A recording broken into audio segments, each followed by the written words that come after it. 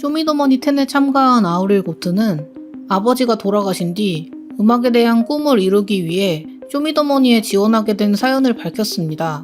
또한 고 최진실 씨의 아들 최한이는 꼬리표처럼 따라다니는 가족사로부터 독립된 래퍼의 꿈을 이루기 위해 지원했다고 밝혔는데요.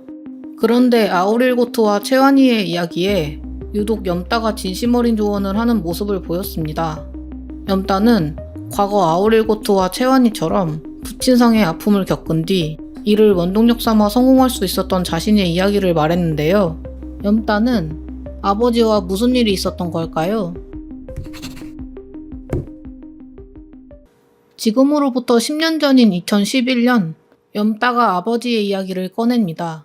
명명걸 우리 아버지의 이름 수년째 위암 투병 중이시지 아주 힘든 삶이야 빌어먹을 왜 앞에 우리 아버지야. 위암에 투병 중이신 염따의 아버지는 당시 방송 생활을 병행하던 염따에게 가수로서의 삶에 집중할 것을 당부했는데요. 아버지의 말에 염따는 자신이 잊고 있던 꿈을 다시 한번 되새깁니다. 힘도 없으신데 뻔한 화를 내셔 현수야 내 말을 들어라 음악을 시작했다면 너의 혼을 실어라 예 아버지가 슬프게 연예인을 해버린 나머지 나를 잊었습니다.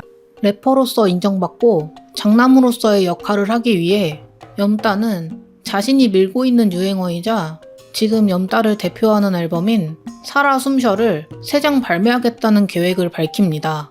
내 앨범 살아 숨쉬어 Part 1, Part 2, Part 3 전부 클래식으로 만들어내지 내 앨범 28 내 인생의 모든 것을 담는다. 하지만 다짐에도 불구하고 또다시 음악 활동에 집중하지 못하던 염따는 결국 자신이 계획했던 살아 숨쉬어를 발매하기도 전에 아버지의 장례를 치르게 됐습니다. 그리고 2016년 발매된 앨범 살아 숨쉬어의 첫 번째 트랙에는 돌아가신 아버지를 향한 곡이 있었는데요. 우리 아빠는 멋진 의사였어 장례식장에 왔던 많은 사람들 나는 몰랐던 아빠의 모습을 낯선 아저씨들한테 들었어. 의사였던 아버지의 장례식에서 염따는 아버지의 지인으로부터 아버지에게 부끄럽지 않은 자식이 되라는 이야기를 듣게 됩니다. 그 중에 한 분이 내게 다가오면서 두 눈을 마주치고 큰 소리로 말했어 너 훌륭하신 너의 아빠 부끄럽지 않게 너도 열심히 살아라. 염따는 지난 시간 동안 이룬 것 없는 자신을 후회하며 아버지처럼 훌륭한 사람이 되겠다는 다짐을 하는데요. 난 그때 엉엉 울면서 다시 한번 나를 되돌아봤어. 너무나 훌륭한 유전자를 내가 낭비하고 있었던 것은 아닐까.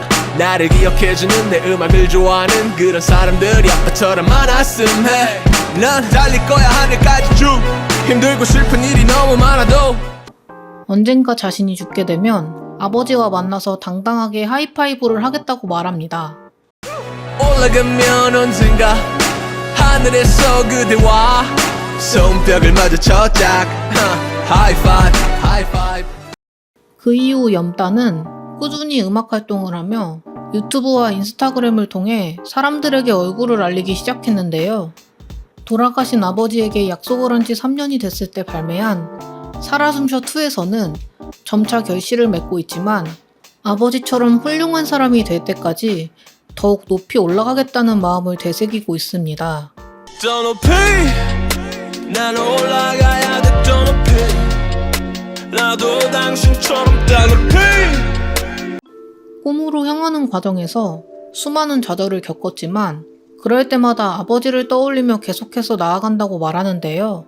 조금 힘이 들면 잠깐 눈을 감아 그러면은 나를 바라보고 계신 그때가 보여. 한 번도 본 적 없는 미소를 이제 내게 날려주셨고 기억해 난 차 안에서 혼자 몰래 울던 밤을 나를 둘러싼 너무나도 많은 불가능. 그래도 난 포기하지 않아 정직하게 걸음걸음.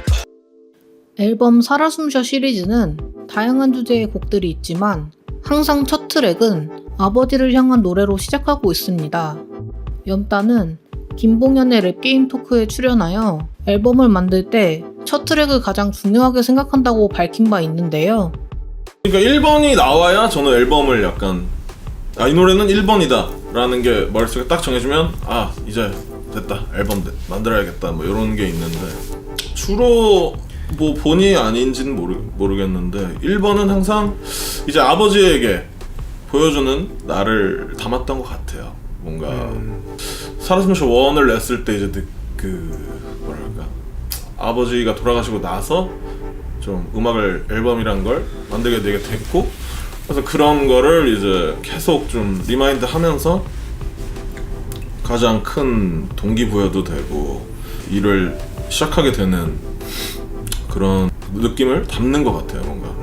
그렇다면 가장 최근에 발매된 살아숨쉬어 3의 첫 트랙에는 어떤 내용이 담겨 있을까요? 살아숨쉬어 3의 첫 트랙 롤모델에서 염따는 이제 정말로 성공하게 된 자신을 말하고 있습니다. 월급날이 왔네 나에게도 있잖아 대부분은 너무나 외롭지 책한 권 안 읽었어도 난 제대로 배웠지 아버지의 시계에 다이아몬드를 칠했지 이제 편히 쉬세요 구름 소파 위에 내 지폐에 비페 염따의 시대 우리 아빠는 맨날 스포츠카 갖고 싶다고 했었지. 이제는 꿈에 가까워지고 가장의 역할을 하게 됐지만 그 길은 쉽지 않았는데요. 염따는 사람들에게 하나의 캐릭터로 소비되는 자신의 삶을 트루먼 쇼에 비유하기도 했습니다. 엄마도 이빨을 보이네 형태 연기도 부자야 이젠 우리 집 거실에서도 웃음꽃이 피네 전부 디자이너 클로즈 졸업시켜 내 동생의 유니클로 승리 춤을 춰 winning 돈보다 자랑하고 싶은 게 훨씬 더 많아 실은 욕심드는 람보의 실은 떠나보내진 않았습니다 사람들에게 받은 사랑을 환급하던 중이었지 이젠 믿던 말던 나는 진짜 그래 모든 것은 내게 돌아오는 걸 Welcome to my Truman Show. 염따는 아버지를 향한 곡을 쓸 때면 구름 위에 있는 아버지를 상상한다고 밝힌 적이 있는데요. 그동안의 작업물에서 염따는 하늘에 있는 아버지에게 자신의 결과를 보여주고자 하는 마음을 담아왔습니다.